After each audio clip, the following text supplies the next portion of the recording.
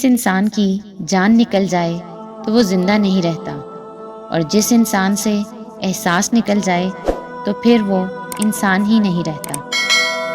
اس دنیا میں تم بھی مہمان ہو اور تمہاری آرزوئیں بھی۔ کسی کو چاہنا ہو تو دل سے چاہو، زبان سے نہیں، اور کسی پر غصہ کرو تو صرف زبان سے، دل سے نہیں۔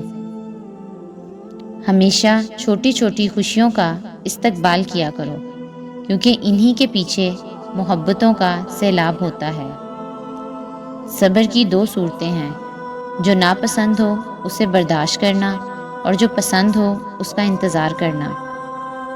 اپنے دل میں اتنی نفرتیں مت رکھو، کیونکہ جس دل میں نفرت ہوتی ہے اس دل میں اللہ نہیں بستا۔ جس شخص کی امیدیں چھوٹی ہوتی ہیں اس کے عمل بھی درست ہوتے ہیں۔ جب تمہیں ذکر اللہ سننا اچھا لگنے لگے تو جان لو کہ تمہیں اللہ سے اور اللہ کو تم سے محبت ہو گئی ہے۔ درود پاک اتنی تیزی سے انسان کے گناہوں کو مٹاتا ہے کہ اتنی تیزی سے پانی بھی آگ کو نہیں بجھاتا۔